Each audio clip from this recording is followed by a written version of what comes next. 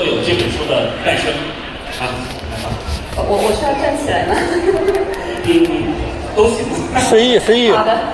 谢谢张元，然后谢谢魏晶和可成老师啊，今天来捧场，也非常感谢在座的各位伙伴啊，看到了一些非常熟悉的老面孔、老朋友，然后也有一些新的朋友哈。然后张元让我解释一下我们为什么要写这一本书啊，其实是因为现在在市场上、市面上关于批判性的书、批判性思维的书，其实真的是有很多。在9年前啊，我和我的2位合伙人明星赵凡也是这本书的作者啊，我们当时开始决定要创业，决定要做一个提升公共理性，要去推广批判性思维这样的一个教育创新机构的时候，我们当时就把市场上几乎所有和批判性思维有关的书全部都买了回来啊，非常认真的研读学习，以此来搭建一个尽可能科学严谨的学术框架。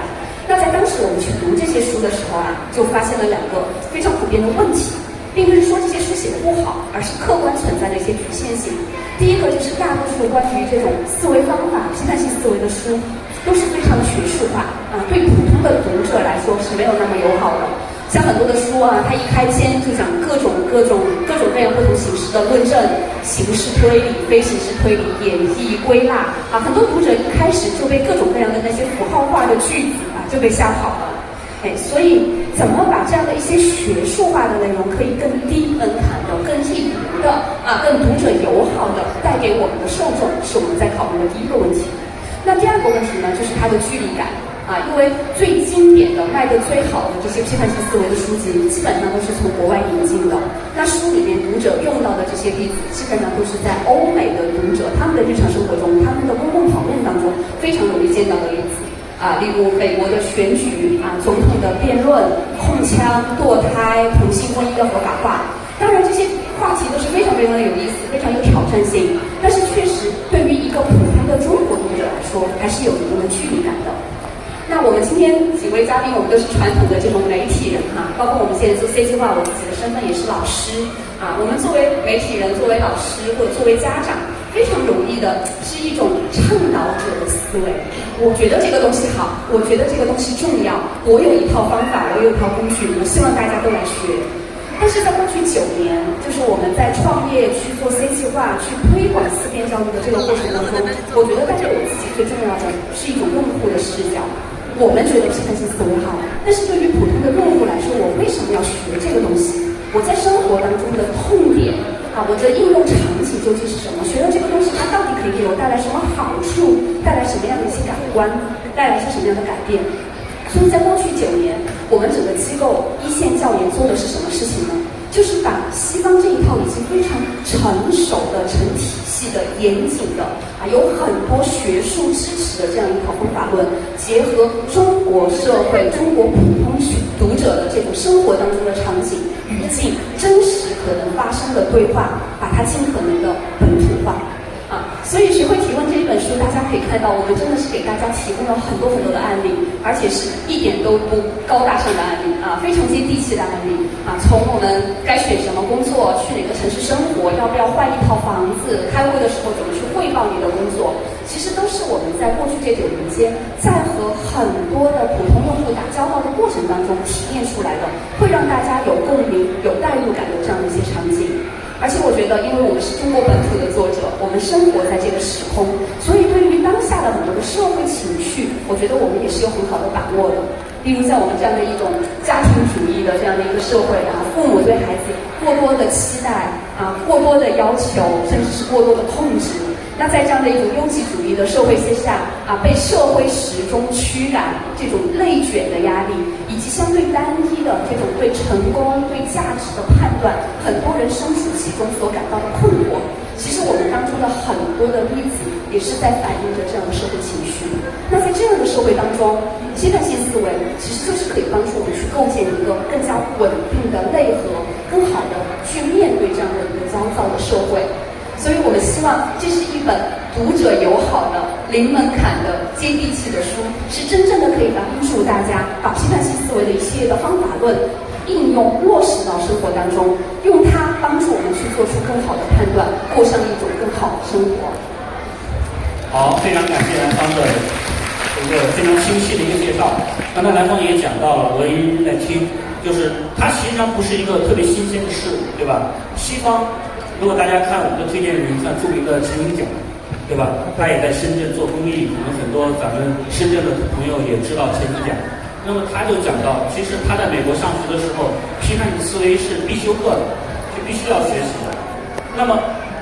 为什么我们今天依然要去做这样一本书？不仅仅是蓝方说的啊，我们有个内化，有一个本土化。除此之外，我个人作为这个书的策划人，我觉得非常重要的一点是有一个时代的一个必须性和紧迫性。那我们今天都在用 AI， 大家知道，全球现在最领先的 OpenAI 的这个创始人，这个山姆奥特曼，他在2024年接受采访的时候，他就说，未来的人类只有2个能力是最关键的，第一个能力就是批判性思维，第二个能力是创新。那么我认为创新和批判性思维这个能力是相关的啊。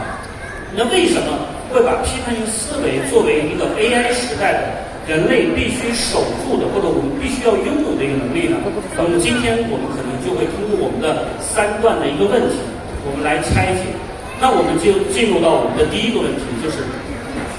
为什么在信息泛滥的时代，如何辨真伪？我相信这个问题，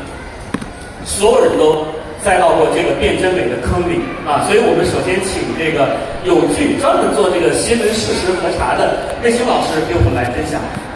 好，谢谢。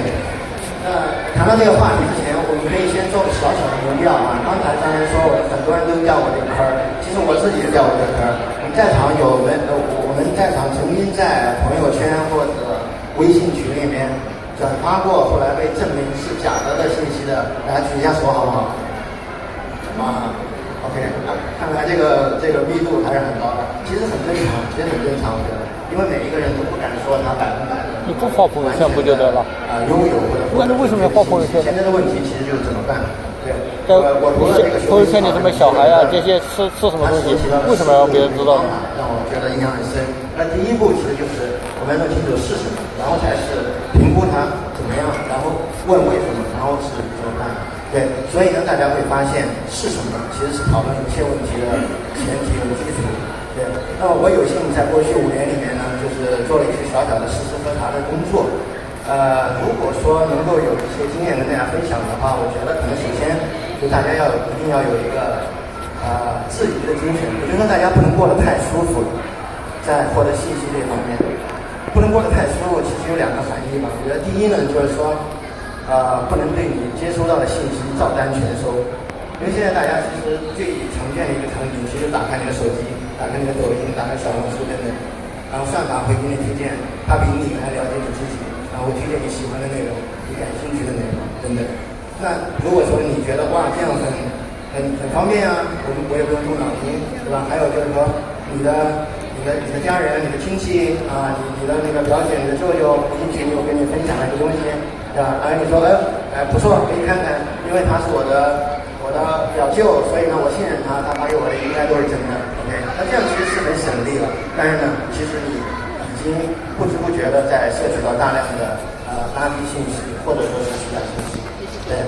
那第二个我们说的不要太懒惰，就是我们除了要讲我们要防止我们所谓的信息茧房以外，其实我个人觉得还有一个很重要的茧房，其实就是价值观茧房。因为现在其实大家都知道，不管是国外还是国内，其实我们都生活在一个越来越极化的这样的世界，对吧？很多时候我只跟我有同样价值观的人一起来往，大家在一个群里聊天那这样的话呢，其实就会产生一个在心理学上有一个词叫确认性偏误就我只挑选那些能够证明我的观点的事实。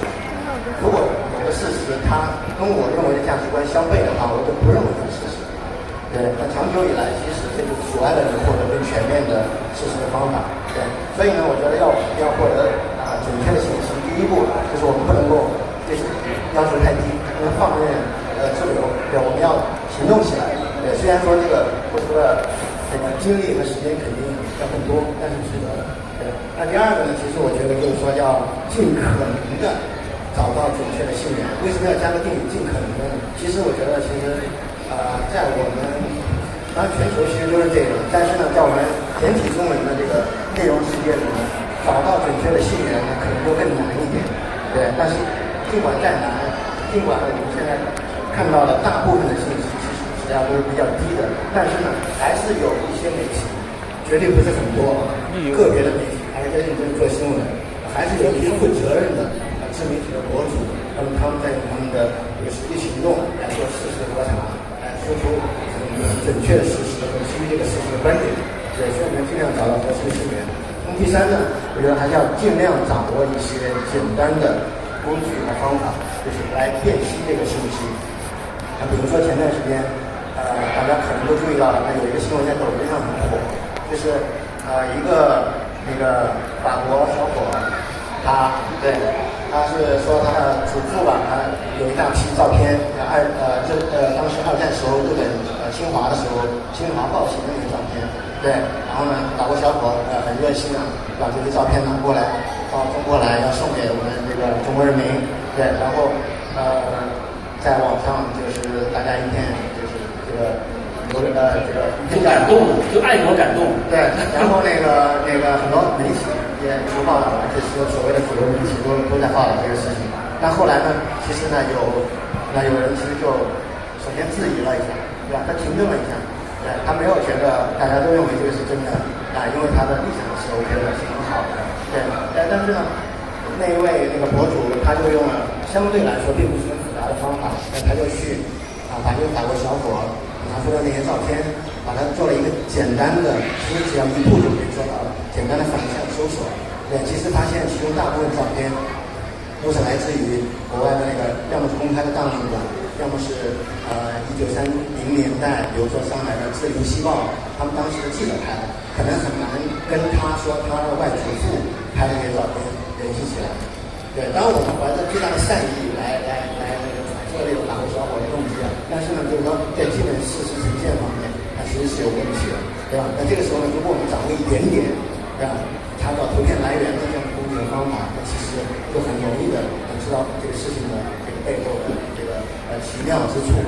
对，那么还有呢，第四个，我觉得可能就是刚才张员也着重讲到，其实就是我们生活在一个 AI 的时代，特别是春节以后，DeepSeek让全民对于 AI有了一次很深刻的普及。那很多人就会想了 ，OK， 你说我不要相信算法，对吧？我也不要相信微信群里面乱七八糟的推送。我看DeepSeek 为代表的 AI 很聪明那我可不可以把我的信息获取交给 AI 呢？那很多人现在养成了一个习惯遇到自己拿不准的问题，都习惯性的去问一下 AI。但是很遗憾的说，至少我个人认为，在获取信息这方面，我们还不能够把我们的这个需求完全交给 AI。为什么呢？因为至少在目前为止，没有一个 AI 是为了让人类获取准确的信息而设计的。就是它的模型，它的这个背后的这一套技术，它不是为了你获得准确的信息来的。对，所以呢，我觉得你不能够盲目的相信这个 AI 有生成的这种结果，包括它还有很严重的 AI 的幻觉那有人会经常问我，现在AI 时代来了，你们做实时核查是不是可以不用再吭吭哧哧的去人工的去花半天时间去只为查证一张照片或者一段话呢？对，其实坦率说呢，我们也做了很多试验，但是效果并不是特别好。对，我们比如说前段时间应该可能大家也多少都刷到了这个网上流传一个段子嘛，就说有一个112岁的老中医讲了一大堆这个关于养生方面的话题。对，那我们就试验性的就问DeepSeek，就是说，这个抖音上有账号说这个有112岁的老中医说了这个1、2、3、4、5、6，这个靠谱吗？要出处在哪里？然后呢，DeepSeek就吐出来一串，就看上去非常非常正式的这个结果，确有此事一，他说了什么东西；2，说了什么东西，它的来源是某某日报某某在线，看上去都是官方的来源。然后呢，我们就继续再问有没有可能给出一个链接呢？然后DeepSeek就开始这个耍赖了，对，说经过我们进一步的思考，他沉思了一下，就说对不起，我们这个目前还没有这个靠谱的链接，对，希望你这个要继续查证。对，所以至少到目前为止，目前存在的这个 AI 工具是不能成为我们实时核查的一个可靠的一个工具的。所以我觉得就是说，对于 AI，当然我们也不是说就因为 AI 可能产生幻觉，对整个 AI 就放弃了，对吧？我觉得他们很恐慌，我不用它了，对，我觉得也不要这么极端，我们可以善用这个 AI 工具。AI 虽然不能够直接给我们提供准确的信息，但是呢，它可以在我们获取信息的路径上给我们提供很多帮助，啊，比如说过去如果我们想了解发生在美国的事情，那其实因为大部分中国人其实外语并不是特别好，并不是特别流利，也不一定能够直接阅读美国的媒体，对。那现在呢，随着大量的成熟的 AI 翻译工具的出现，包括一些 AI 订阅信息源的这个工具的出现，那其实呢，机器翻译一个很好，它可以以一个很低的成本，对，每天早上你起床的时候，你其实就可以收到一份，比如说今天美国媒体关于美国今天政治、经济、文化，特朗普今天又干什么嘛？对的一份简报，这份简报可能过去只有需要有很高能力的人才能够看得到，但现在一个普通人，其实你借助 AI 工具，你就可以第一时间读到用中文的这个美国媒体的资源会的关于美国的这个信息，这个就是我觉得就是 AI 的一个很重要的一个获取信息方面的一个用处，对。谢谢魏老师实际上讲了很多，因为他是实际的在进行这种事实核查的这种从业者，所以其实跟大家做了很多的提醒，就是首先你要有这样的一种意识，要去做这个事实核查。其次，当然他说你包括不管是图像、文字，当然今天呢我们知道 AI 还可以生成视频、音频，那当然它背后的这种核查的方式和逻辑未必完全一致。但是呢，我觉得，总之，它都会有到我们所接收的这个信息。其实我们焦虑的也是这个，对吧？那么方老师，我想就是沿着魏老师展开的这个。那么，在今天这种海量的信息里，其实逐一的去核实，好像也不是那么，好像听起来也是很困难一件事情啊。那我从你的这个经验，因为你是不断的接收海量信息，当然你刚才你也举手了，你也踩过雷。那么，到底批判性思维，或者说从你自己的经验来讲，我们能够怎么去做得更好呢？对，谢谢。我首先想说的就是，魏星老师刚才分享了很多，但其实他还可以分享更多，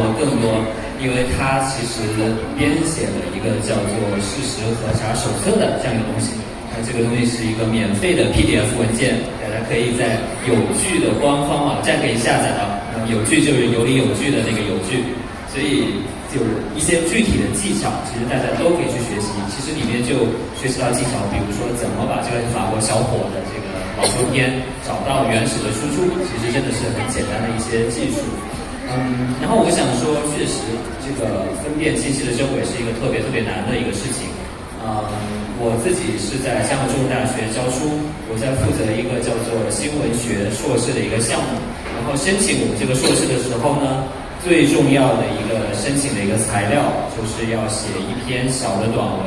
讲你是怎么辨别信息的真伪的。所以也就是说，这个问题的答案可能价值一个 offer，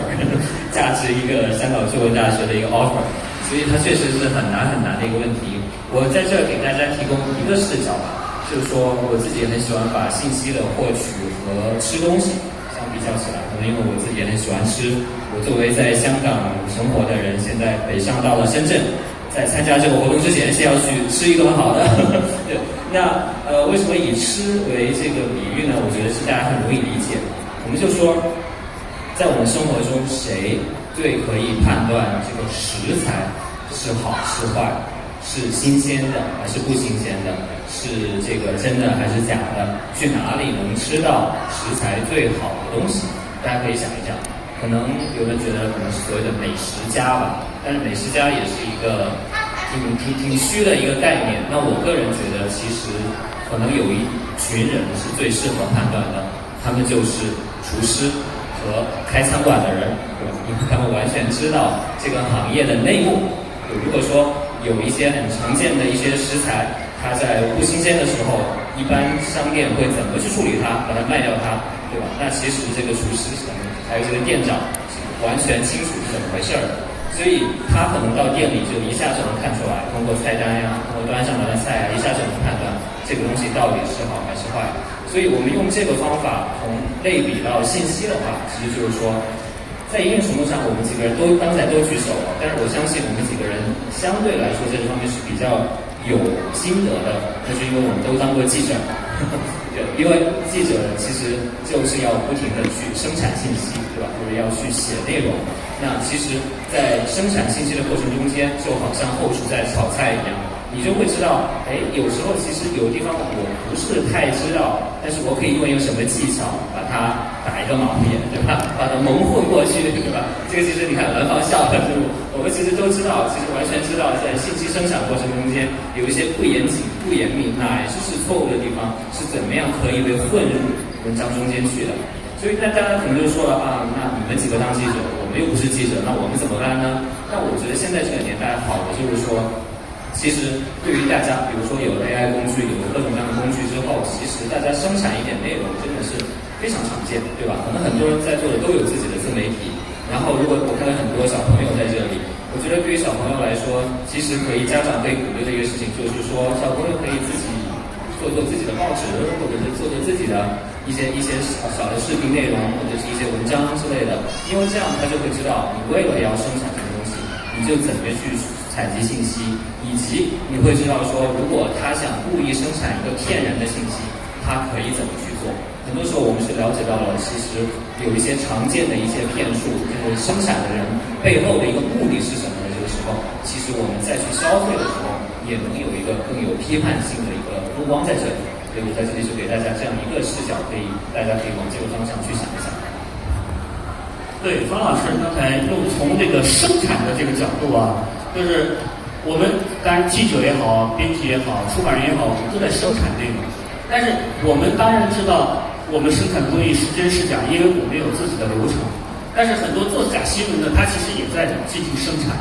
那其实我觉得这个问题可能最后还要落到蓝方这边来回答，就是说，大家其实我相信跟我有共同的体验，就是今天的假新闻，特别是如果他真的是有意的要骗你，对吧？因为我们知道，我们今天在朋友圈里、在群里看到的很多假新闻是人为的、故意的制造出来的，不管它出于什么目的，对吧？那么这个假新闻或者这个假消息，它往往有一个特点叫什么呢？它叫28原则，就是8分真2分假，对吧？就是大面上看都没问题，但是它关键的那个推动你去行动或者推动你做判断的那个因素是假的。为什么我们会转发假新闻？大家想一想，是不是就在那个冲动之下，大面一看没问题，肯定是真的，对吧？我就转手就转发了，可能20分钟之后，然后辟谣的就出来了，或者揭穿的就出来了。那为什么会这样呢？就是我们实际上，因为大脑就是这个，大家知道，一个心理学家，德国诺贝尔经济学奖的这个叫什么来着？去年刚刚去世的，写《思考快与慢》的，对，这个那个作者叫什么？卡尼曼，大家肯定知道这本书吧？《思考快与慢》，他就说人的大脑有2个系统，只要我们平常我们用的是那个快的那个系统，我们啪就出去了。那么我想说的是什么？我编完这本书，我把这本书推荐给我朋友的时候，我总说什么叫思维方式，对吧？思维方式就是你内化的处理问题的一种内化的一个东西，就是它如果它真的变成你的思维方式的话，它就可以很快的去阻止你。而我们交流的时候，我就跟蓝方说，那批判性思维阻止你的，或者让你去辨别假新闻，或者是让你能够辨真伪的方式，首先是把你摁一下，慢一下，对吧？就回到了批判性思维这一点。那么蓝方你可以来收尾这个话题。张然都把话递到我嘴边了哈。批判性思维很多场合我都是在不断的科普它的概念。我自己很喜欢的一个地方，可能有些老的粉丝可能都听我说腻了哈。我会把它比喻成是一个 X 光机啊。X 光机是干嘛？就是把我们脑子里面看不见的这个思维的过程、思考的过程，把它给显形化。所以它有一个步骤是非常非常重要的，就是刚才张美说到的，暂停一下，按下这个 X 光机，启动它的这个过程是特别特别重要的。刚才一来，魏星老师就问我们大家谁踩过这个坑？然后我和方可成我们都举手了，对吧？我们为什么举手了？难道我们不知道一些最基本的信息核查的常识吗？我们不知道应该要去看信息源吗？要去交叉验证吗？要有更好的信息识图吗？我们作为长期的这种从业者，包括是去倡导信息素养、提升信息素养、倡导批判性思维能力的人，我们知道，但是我们为什么一样的还是踩坑？那是因为我们都是人，人都是有情绪的。我们在什么情况下最容易去转发那个假消息？刚才张姐说冲动，这个冲动是什么？就是在于情绪，因为某一个信息它击中了我们的情绪，调动起了我们这样的一种冲动所以即便我们的第二套系统知道我要去看信息源，我要去交叉验证我的系统也还是会操纵我很快的去发出这样的一套信息所以批判性思维它确实是一个不断操练的这样的一个过程，不断的要求我们去进行一个更好的自我的审视包括我们在学会思考这本书的第3章，我们其实是有跟大家分享一些非常具体的包括怎么去回溯信息源然后怎么去交叉验证的这样的一些技巧。我们当中也用到了一些例子可能这些例子比较的粗浅大家可能会觉得都是我们什么相亲相爱一家人这种群里面缺乏文化知识的长辈们，他们可能才会中招我们自己看到这样的新闻不会中招。但是我们会想一想，我们其实平时转发的很多的新闻，很多的假消息，并不是在于它在逻辑上、在常识上有多么严重的、明显的这样的一些缺漏，还是因为我们太容易的被我们的情绪所主导了。我举个具体的例子我们知道去年，因为我们现在在深圳，去年发生的这个深圳。讲了这个日本学校的学生被当街屠杀的这个事情，我不知道大家还有没有印象这个事情发生之后我觉得包括我自己和我周围很多的朋友，其实都陷入到了一种巨大的悲痛巨大的悲伤之中。然后当时没过多久，我的朋友圈铺天盖地的就有很多的人去转发了一条信息，就是说是这个孩子的爸爸他写的一封信。那封信写得非常非常好，我当时都是一边看一边在哭就是很能代入，就是他克制住自己这种强烈的悲痛，但是是非常体面的、包容的然后用一种非常理性的这样的一种对话的姿态去表达他的情绪。我是被那封信非常非常深刻的打动了，我的情绪是完全被调动起来了但是就在我即将要转发的那一刻我还是给自己按了一下暂停键，是因为如果我用我的系统2再去审视这封写得很好的信，我从头到尾都不知道它的信息源，它只是声称是这个孩子的爸爸写的，但是我没有任何的渠道可以去验证它到底是谁写的我并不是去批评我的朋友圈当中去转发了这封信的人，因为大家都是处于一种非常朴实的、强烈的正义感和很强烈的这种价值认同去转发了它，我非常可以理解。但是我们从理论上来说，这封信至少它突然呈现在我的朋友圈里的时候，它是有 bug 的，它是看不清它的信息源的。但是随之而来的就是让我思考的第二个问题是什么呢？因为我今天想讲起这个例子，刚才准备这个分享的内容的时候，我还专门去搜了一下。你看，这又大半年过去了，关于这封信是真是假，这半年的时间是没有任何一个专业的媒体去做过任何一个核查的。当然，我这也不是指责记者，大家都知道我们在现在的这种舆论环境之下，这个事情可能就是没有人会去审视它的一个真伪。但是我看到这封信，我就是非常的触动，我就是想要表达。那这个时候我到底该怎么办我觉得这个时候其实我们是可以多做一些事情的，就是去问问自己，我到底是为什么被他而打动，我到底想要通过转发他的这个动作去表达我的什么立场，想发出我的一个什么声音，然后用更清晰、更准确的方式，更明确、更直接的去发出我们的声音，去表达我们的感受，去抢占这个舆论的话语权，去传达我们所认同的那个价值观。我觉得这同样是我们值得我们去做的事情。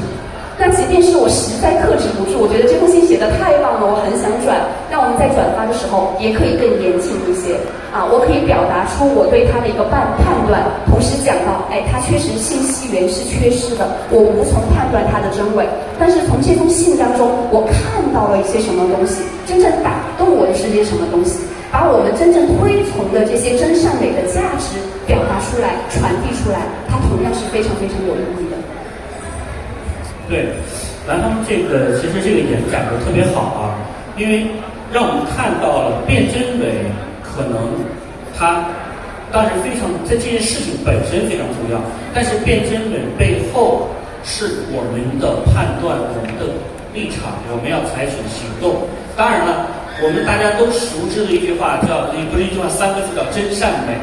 永远是把真放在第一位的。我记得我们这本书的这个推荐序里有一篇专门就在讲一个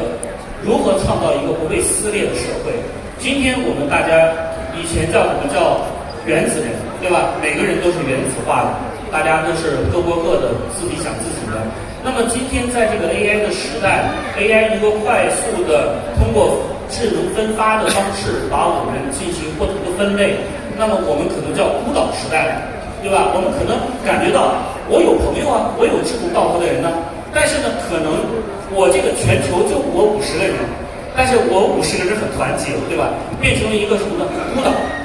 我依然是割裂的，依然是撕裂的。你以为你找到了同类，但是实际上整个社会的去看的话，它是一个非常的一个撕裂的状态。所以我觉得，那如何去扭转和改变这个？我自己作为这个读者和策划人，会认为真是第一位的。今天魏老师我们在交流在说，我就要强调这个，首先你要变真的。那我觉得这个非常重要，就是没有真，我们没有交流的基础。今天来了很多小朋友，大家想一想，小朋友你有没有被爸爸妈妈误解而挨批评，然后哭得稀里哗啦的？有没有？有没有小朋友被爸妈误解了？其实批评的道理很对，但是这个事儿不是发生在我身上的，我相信肯定有，对吧？就是你的道理再对，但如果你事实层面错了，没有人会服气的。所以我觉得整个的，因为我们的思维一定是向外的。因为我们生活在一个人和人相互交流的社会当中，所以我觉得卞真伪虽然看起来是一个个人化的，甚至是一个技术化的一个话题，但是作为我们的思维底层的一个观念，作为我们这个批判性思维的一个开头，它是非常必要的。那我们很自然的就从卞真伪走到了第二步，就是我获取了这个信息之后，我就要进行一个简单的输出，就是跟人的交流，就是讲道理，对吧？那么今天在网上，这个题目是我说的，人人都是火药桶，那么如何来讲道理啊？特别是在今天这样一种数字化啊，或者说网络化交流的平台，我个人感觉是这样，就是哪怕是高级的知识分子，哪怕是很有平常我们在生活中接触很有涵养的人，但是却很难好好说话。那么方老师，您是这方面也是深度的观察者呢，那我想先听听您的这个观察。好的。首先就是这个题目确实也还是很难，然后我觉得这本书里面其实给了非常好的答案，所以推荐大家去仔细阅读这本书的内容。那我自己可能分3步来回答这个问题。第一步就是我们如果要讲道理，那我们到底是不是抱着讲道理的心态来的？现在网上可能大家觉得怎么人人好像都这么戾气这么重，这么像火药桶。其实有一个研究发现，在社交媒体上经常说话的人只占整体用户的大概2%到5%左右，大概是这么一个很小的数量。我相信其实比如今天我们这里如果有100人的话，我们真的经常发帖的人，经常在微博发帖的人可能很少，大部分都是潜水的。而那些发帖的人很多时候不是为了讲道理而发帖的，他就是为了去吵架或者找乐子。然后网上有一种叫乐子人，对吧？他们只是为了去找乐子，他们根本就不是为了讲道理的。但如果对于这种人，那当然就没有必要和他讲道理，而且讲道理永远都不可能成功的。这是第一点，就是真的要确保对方是真的想要讲道理。第二点就是说，你的这个讲道理的地方，比如刚才张元老师说啊，在微信群里面大教授都在吵得不可开交，对吧？我是觉得，我个人对现在的这些网络的工具平台，我是持比较批判性的观点的。我是觉得没有一个适合讲道理的地方，对，因为要不就是它的容量太少了，对吧？就是只能几十个字、几百个字，而且呢，你没有面对面的这个情况，我们感觉不到对方的表情、对方的感受，然后所以就会丧失很多的线索在里面。而且你只能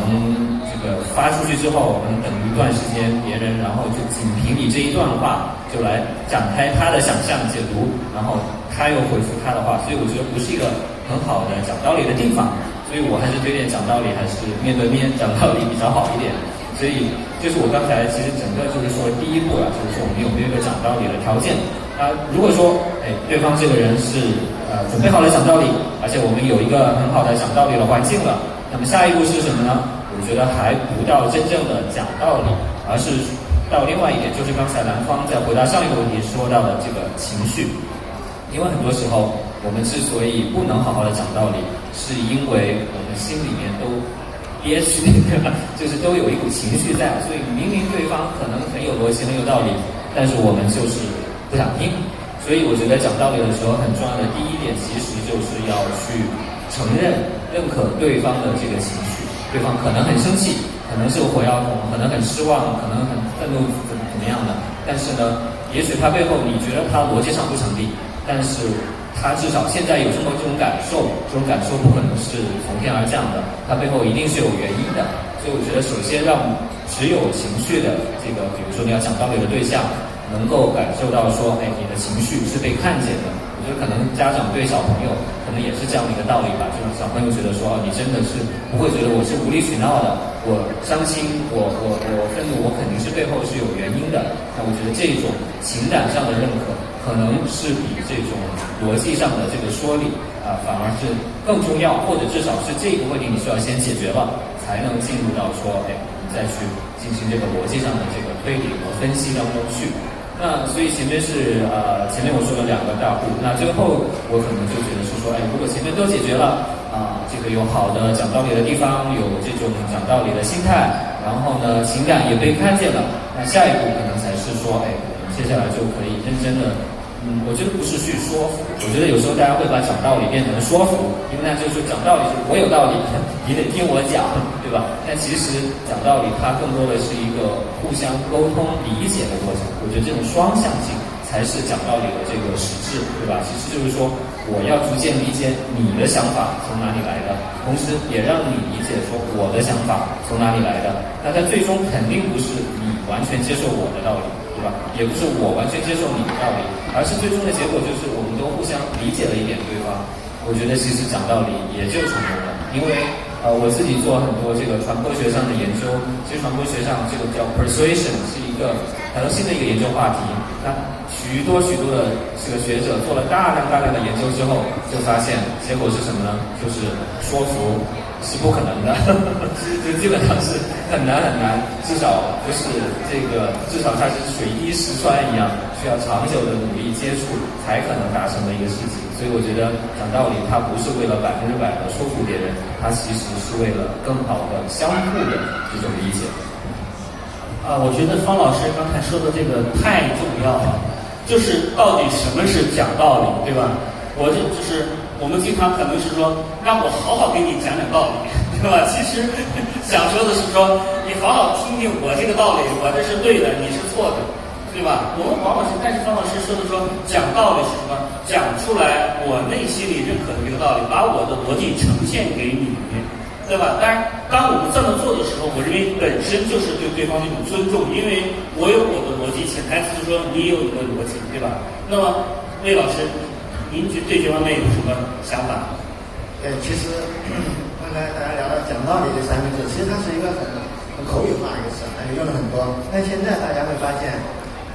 我们在这个无论是社交网络上也好，还是日常生活里也好，其实出现更多的一个常态是叫抛开事实讲道理，是吧？那看上去哇，两帮人吵得特别热闹，就是你刷那个聊天记录都刷不过来，结果发现其实里面几乎没有触及到事实。就抛开事实不谈，咱们把这道理说一说。因为这个已经变成一个常态了，所以我觉得这个其实是一个蛮遗憾的一个事情，因为到后来你发现说来说去说15分钟，其实没有任何有意义的对话，其实对双方都是一个浪费时间。所以我个人觉得呢，就是说这个讲道理，不管是人与人之间，我们私人之间的对话，还是说一个公共的讨论，那前提肯定就是一个事实。我们如果说抛开事实，咱才能讲道理嘛，就讲道理3个字其实就不存在，对吧？那我记得一个很有意思的举个例子吧，就是去年2024年应该是5月份的时候，就是我们的那个社交媒体上曾经有过一个著名的论战，当然它不是一个全民的那个论战，这就是质疑美国登月就是说美国到底有没有在1969年阿波罗这个成功登上了月球？对，那有一派呢就是说是质疑美国其实是全是造假的，对吧？因为那个时候不可能啊！你看现在美国，包括中国、俄罗斯要登月都很难，凭什么这个40-50年前居然都能够登月呢？另外一个就是当时孤军奋战型的那一边是一些科普作家，对，那他们当然就开始改事实了，对。但很遗憾的是，毫无疑问的就是宣称美国登月是不存在的，是造假的，这个阴谋论这一派这样的想法他们有几种很典型的这个讲道理的逻辑第一呢，比如说第一个就是说 ，OK， 你看质疑美国登月造假的，不是我们中国人来质疑他呀，那美国人自己都质疑啊，因为这个其实是引用了美国就是有一批那个阴谋论者，他们其实从1970年代开始就开始质疑这个 NASA 登月，对，然后我们这边就说，你看，不是我们说他们自己都说他，所以这是一个典型的一个我们来挑战的一个方式，对吧？第二个就是说，你是中国专家呀，那我现在说美国不好，怎么着你呢？我就恶心一下他们不行吗？这也是很典型的一种这个抛开事实讲道理的这样一个方法论嘛。对，所以说呢，你会看到在一轮一轮的这种讨论、这种试图讲道理的过程中，其实事实反而是隐藏在背后主宰的其实是要么是价值观，对吧？要么就是刚才文涛老师讲的这个情绪，对。所以呢，就是说，那很遗憾，这样讨论没有任何结果。对，所以我个人觉得，就是说我们要讲道理，不管是从小朋友开始讲道理，还是我们成年人，还是说大到一个关系到国计民生的议题比如说此时此刻正在召开的全国两会，对吧？那它理想状况下，理论上来说，它是一个最好的，也是最重要的，事实讲道理的一个地方，对吧？那我们也希望我们代表人民真的这个改事实讲道理，对，所以说不管是大的小的，其实我觉得基于事实，对，做讨论，这样这个讲道理才有意义。对，感谢魏老师呢，他把这个讲道理又往前推了一步说到了这个我们很多人是抛开事实讲道理，其实我觉得这个很常见。那我昨天呢，这个跟这个咱们香港中文大学深圳分校的一个教授，我们认识很多年了，我们在聊天，就谈到了群里的这个刚才说的这个，就我说的吧，这群里一些大教授们就吵得不可开交。但是这个教授就吐槽，就是说，就是咱们现在可能每个人听说过，你跟他说 A， 他跟你说 B。你跟他说 B， 他跟你说 C， 对吧？你跟他说民生，他跟你说国家的负担；你跟他说国家负担，他跟你讲法治；你跟讲法治，他跟你讲道德；你跟讲道德，跟你讲风俗，是吧？所以说，就永远在不断推移。那咱们我记得咱们书里，就好像有一个会议的场景就是这样，是吧？就是老板说咱们开会了，咱们谈的这个产品为什么不行？然后每个人就是一个自己的一个点，然后永远就达不成共识。所以我觉得，可能到底这我又得回到批判性思维了，就是。这个讲道理实际上也是要有点技巧，对吧？对，就是我稍微打断一下，这个今天咱们的我就要做个小广告。我们为了这场活动，为了让大家今天来的值，我们专门设计了一个帆布袋，只要买书就买一本书送一个袋子，买2本书送2个。买了吗？这个袋子就是我们为这场活动现设计、现制作的，但不是现场买的，全中国了，全世界只有这200个，所以大家呢，我希望大家支持。作为因为我作为出版人作为这个书的发行商，我还要希望大家支持我的书，所以我插缝打一小广告，好，来帮交给你。插一句，我也插一句，张燕老师刚才讲的这个，其实呢，他摆的是事实全世界就这200，